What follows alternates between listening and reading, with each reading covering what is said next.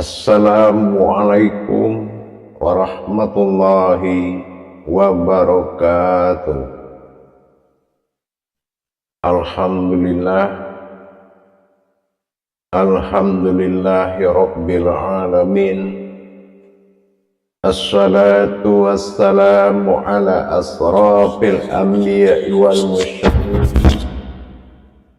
Sayyidina wa maulana Muhammadin.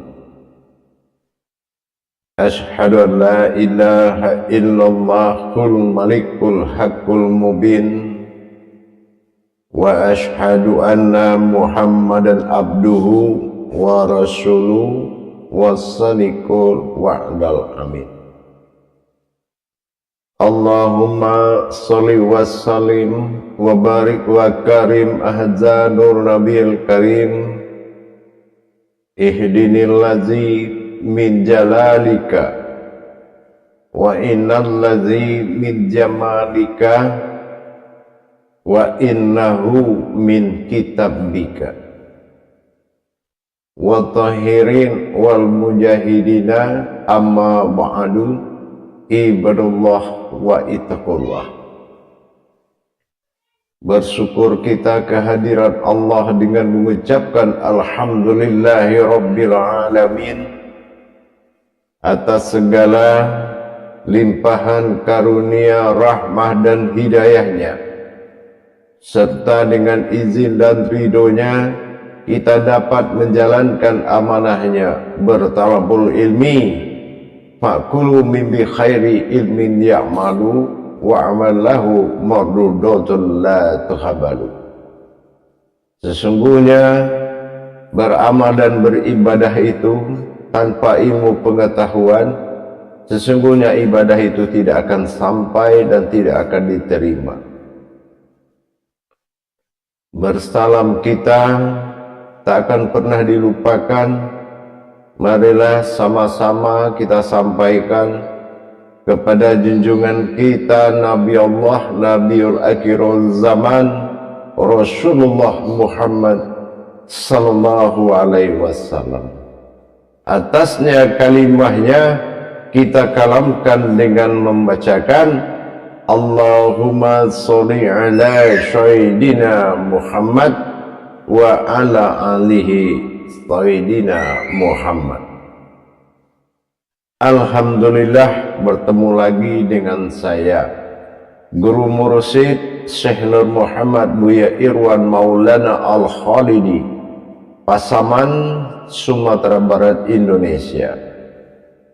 Tentunya dalam rangka meningkatkan iman dan takwa kita, perlulah kiranya kita berbagi ilmu dan wawasan dengan tujuan menambah iman, meninggikan takwa kita sehingga mencapai apa yang dimaknakan oleh Allah, bukan apa yang diartikan.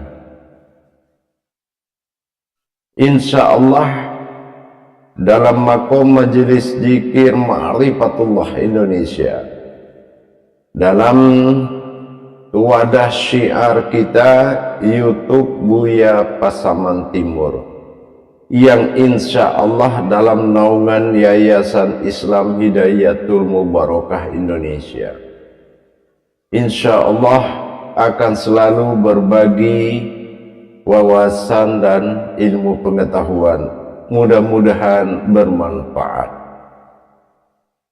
Jamaah, para hadirin dan hadirat, kaum muslimin dan muslimat dimanapun berada, rahimakumullah.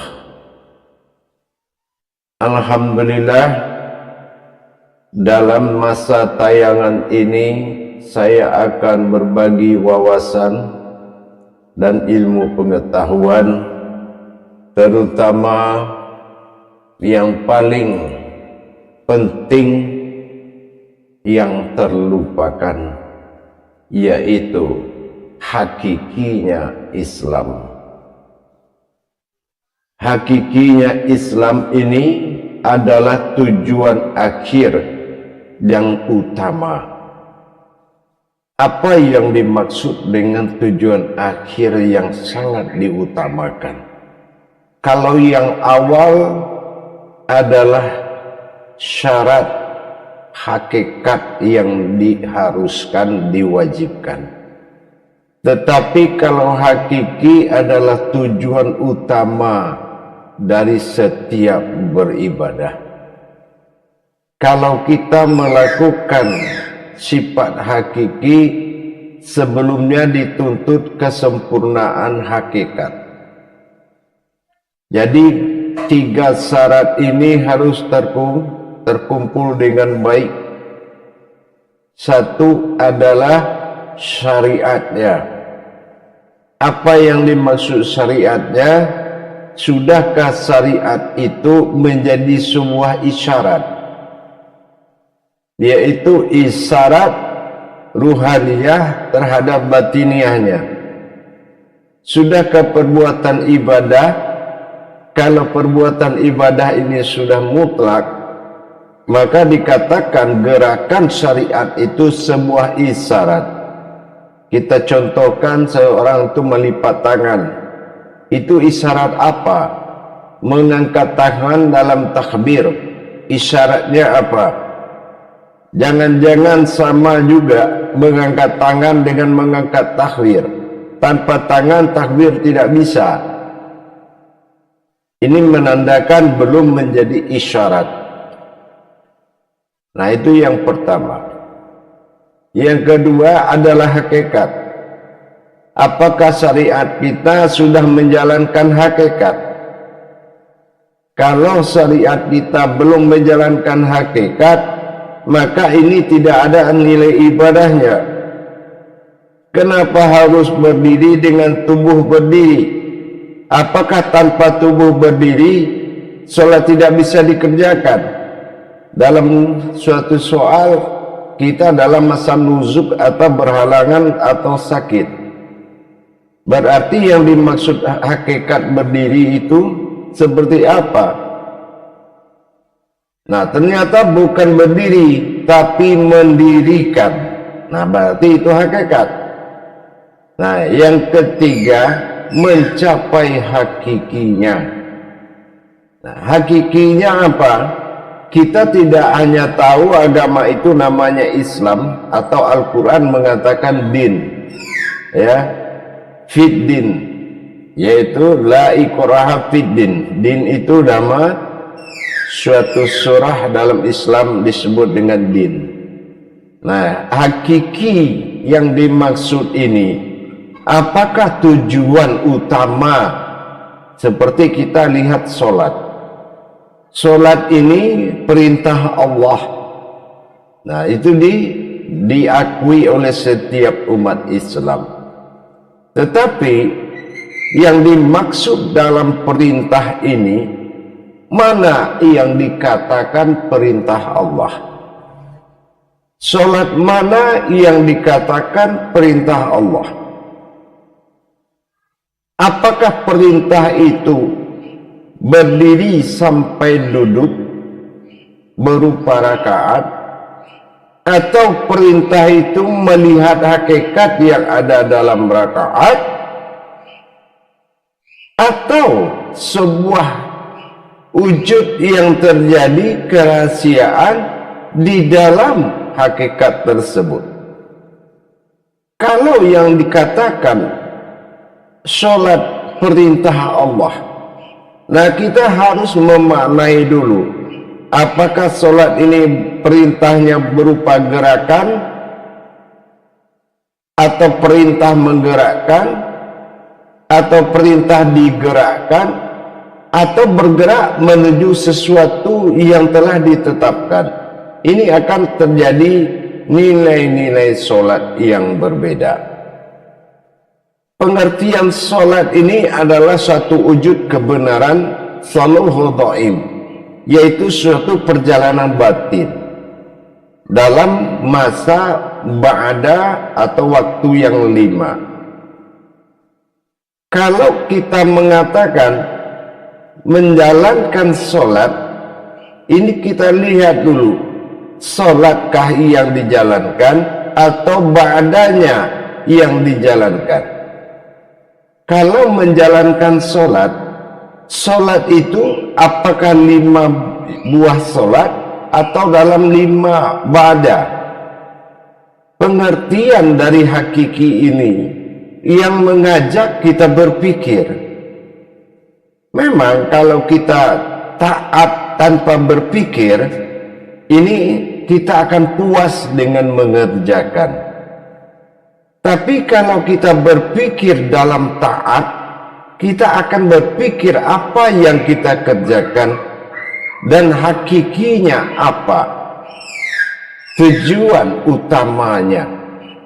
Apakah mau diperintahkan sesuatu terjadi di dalam perbuatan sholat, atau kita hanya diperintahkan mengerjakan sholat atau ifa'alus, atau ikamatis, mendirikan. Yang diperintahkan itu kita lihat dari surat At-Taha 14, yaitu mendirikan, ikamatis sholah wa kimiz li zikri. Bagaimana cara kita mendirikan sholat dan mengingat Allah dalam sholat? Ini tidak mudah kalau kita tidak tahu hakikinya. Sebelum kita mempelajari hakikat, kita harus tahu hakikinya dulu. Sebelum kita mengerjakan syariat, kita juga harus tahu hakikatnya. Kalau hakikat, harus tahu hakikinya. Nah, sekarang kita lihat Islam, din. Ini asmanya ada, nama. Dari nama dal, alif, nun, din, sudah pasti setiap asma mengandung sifat. Ya, sudah pasti setiap asma mengandung sifat. Maksudnya, tidak mungkin ada nama tanpa ada yang dikasih nama. Itu logika sekali. Tapi logika ini tidak pernah dilogikakan oleh umat. Jarang. Dia puas dengan mengerjakan tanpa dia tahu setiap asma itu adalah sifat, terjadi dari sebuah kodrat. Nah, ini yang perlu kita ketahui. Mendapatkan sebuah sifat dari sebuah nama, tentu kita harus diwajibkan mengkaji sifatnya. Sebuah kodrat sifat yang ada, yang diberi nama din, atau dalam bahasa Indonesia disebut Islam, dalam arti selamat. Kalau tidak bisa mencapai hakikinya, ini ibadah tidak akan selamat atau berhasil. Ya, kalau kita tidak sanggup mencapai hakiki, maka ibadah ini tidak berhasil. Ya, kita lihat dalam surat Al-Baqarah ayat 3. Itu sangat jelas permaknaan dari kata kalam Allah itu. Alladzina yu'minuna bil ghaib wa yuqimunas shalah wa mimma razaqnahum yunfikun. Kalaulah kita ini diwajibkan yakin kepada yang gaib, yang gaib ini berhubungan dengan wa yuqimunas shalah, artinya saripati dari hakikat tadi, yaitu wayuki munasolah, hakiki daripada solat. Itulah nilai yang paling mahal, yaitu keberuntungan dari segala yang beruntung yang akan didapati oleh umat tersebut. Wa mimma razaqnahum yunfikun. Tapi kalau kita belum paham apa hakikinya, dihimpun sebuah pertemuan atas nama ketuhanan disebut dengan sholat, tapi kita tidak bisa melaksanakan sebuah pertemuan yang hakiki di dalam sebuah sholat, maka kita telah mengerjakan amaliyah sholat, bukan ibadahnya sholat, tapi amaliyahnya sholat. Orang yang mendapatkan ketuhanan 24 jam, dia harus berhasil dulu mendapatkan hakiki dari sebuah sholat. Syarat-syarat hakiki inilah yang jarang disampaikan oleh pemuka-pemuka agama. Tetapi mentaatkan syariat, meramaikan masjid itu utama bagi himbauan amaliyah. Himbauan ibadah adalah mendirikan amaliyah tersebut, yaitu berupa hakikat. Berbeda dengan panggilan ilmu.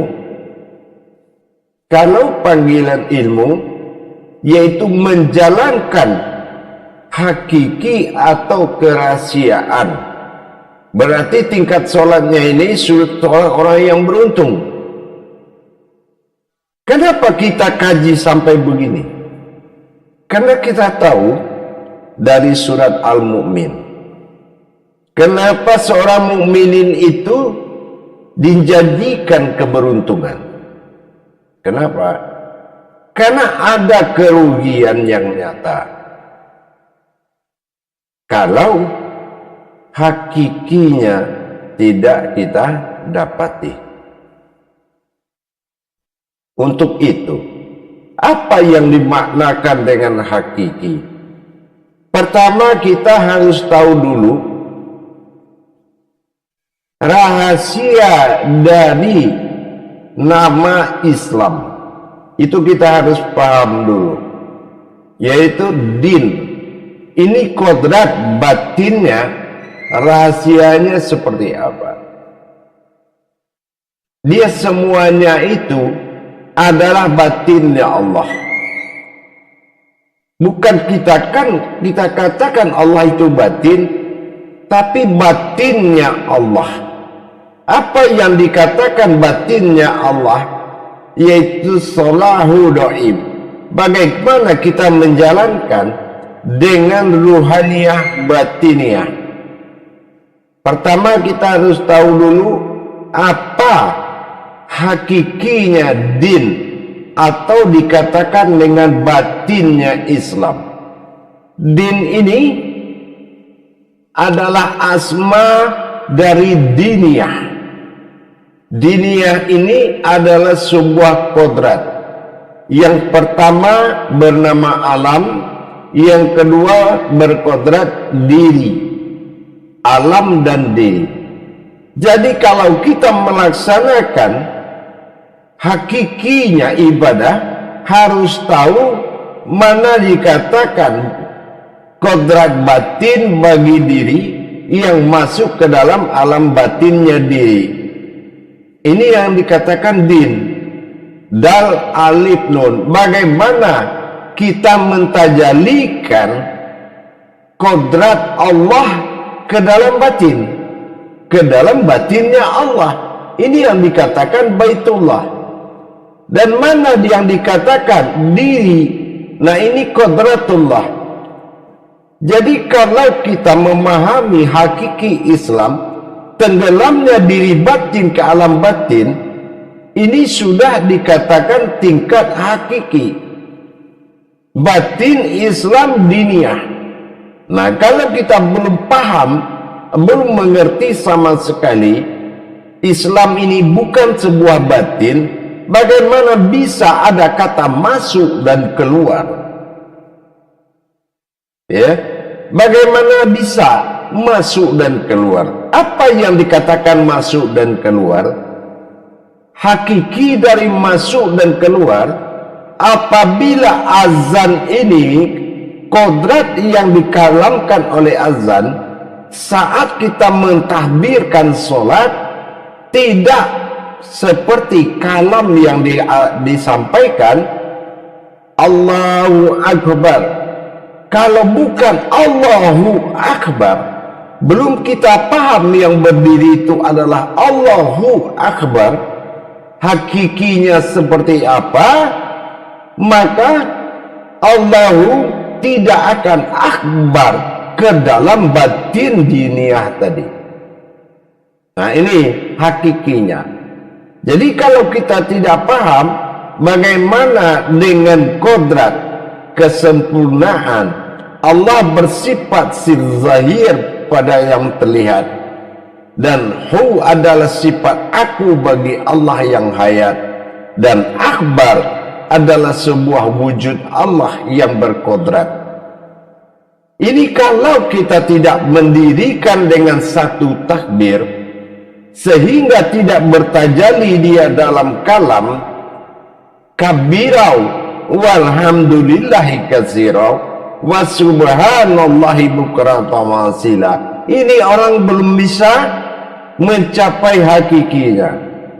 Karena apabila yang hakiki itu telah berhakikat nyata zahirnya Allah dan berwujud zahirnya Muhammad dalam wujud kepala mim ha mim dal, maka belum menjadi nyawanya dari sifat aku bagi Allah, maka tidak akan pernah dia mendapatkan suatu pertemuan di dalam sebuah batin markubahnya Allah.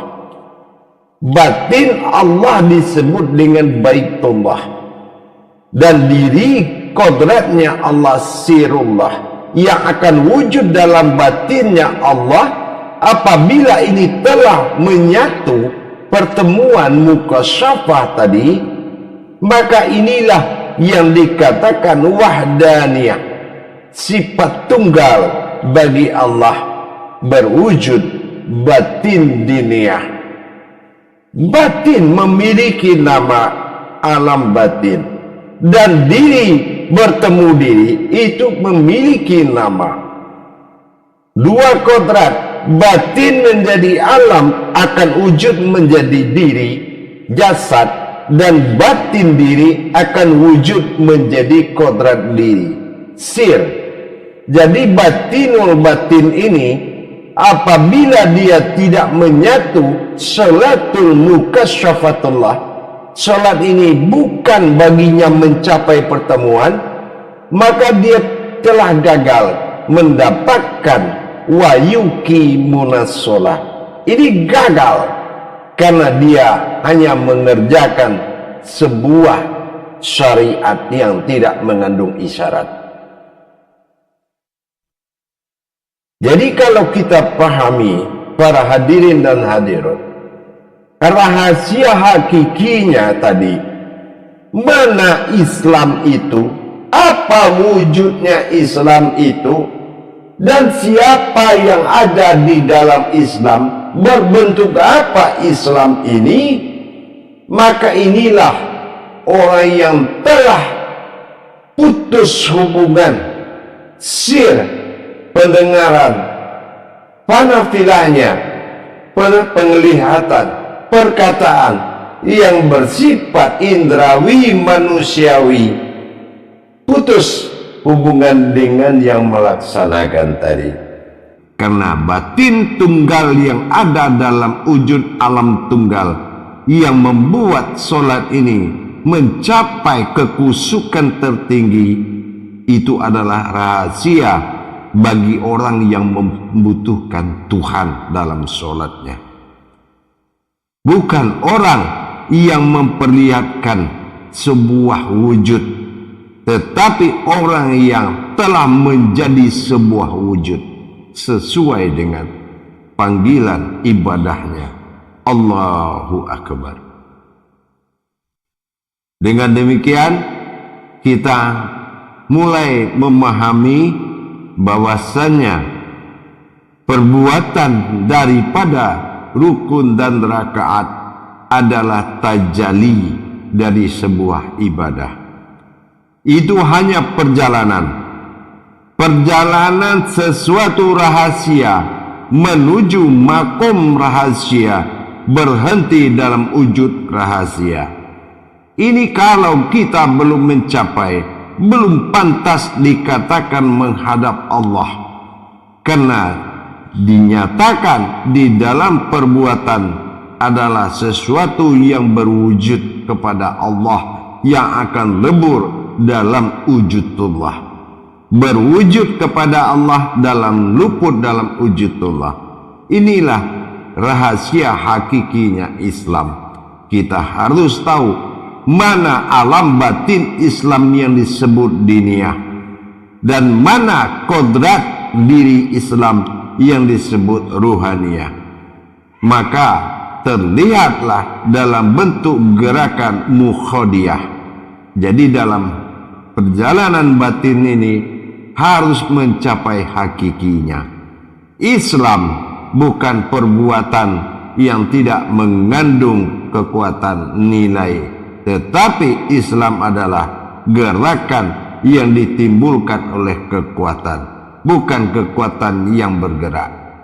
Jadi dengan demikian, rahasia-rahasia yang ada di dalam kodrat Islam, yaitu di dalam wujud batin diniyah tersebut, harus betul-betul dicapai dalam takbir Allahu Akbar. Nyata sudah berwujudlah kerahasiaan Allah dan luput di dalam sirnya Allah. Maka ini yang dikatakan 24 jam Islam telah menjadi suatu kodrat tajali yang penuh dalam 24 jam, dalam adab 5 waktu. Yang namanya perbuatan solat hanya ada satu solat dalam 5 waktu. Sekali lagi kepada hadirin dan hadirat kaum muslimin dan muslimat, saya ingatkan, kebenaran solat itu hanya satu dan dijalankan dalam 5 waktu. Bukan waktu yang 5 yang benar, solat yang satu itu salah. Mana solat yang satu? Solat yang hakiki. Dan mana yang 5 waktu? Mendirikan hakikat di dalam waktu yang 5. Mudah-mudahan ini bisa bermanfaat dan mengingatkan kepada kita semua bahwasannya kalau kita tidak memiliki tujuan kodrat hakikat yang bertujuan kepada hakiki, maka sesungguhnya solat itu kosong, tidak mendapatkan nilai apa-apa di mata Allah. Afqalana fil mu'minin allazihum sholatihim qasihun. Beruntunglah orang-orang yang berilmu yang kusuk dalam solatnya. Ingat, fakulu min bi khairi ilmin ya'malu wa amalahu maruratul la tahabalu. Beramal dan beribadah tanpa ilmu, maka ibadah ini akan kembali dan tidak akan diterima. La tahabalu. Maka kita diwajibkan menuntut ilmu. Apa gunanya semuanya kalau dirimu tidak terjadi tajalli solat yang berkekalan, yang jatuh kepada syariat, yang jatuh kepada hakikat, tarikat dan ma'rifat? Itu adalah makom ibadah, bukan perbedaan ibadah. Dengan demikian keberuntungan tetap akan ada. Kalau keberuntungan hakiki ini sudah ada, terlihat jelas seorang yang berbuat baik dalam Islam, dia tidak pernah menerima upah di dalam rumah ibadahnya Allah. Ingat, sesuatu yang hilang tidak akan pernah ada di dalam rumahnya Allah. Justru yang hilang itulah yang ada. Insya Allah mudah-mudahan bisa bermanfaat buat kita bersama. Saya sebagai guru mursyid mengingatkan kepada kita semua agar tidak lupa amanah-amanah orang yang terdahulu dari kita. Hiduplah di zaman sekarang dan berilmulah ke masa lalu, maka selamatlah kita dalam menjalankan hidup dan kehidupan. Barakallahu ya karim, ya rahman ya rahim. Akhirul kalam wa billahi taufiq wal hidayah. Wassalamualaikum warahmatullahi wabarakatuh.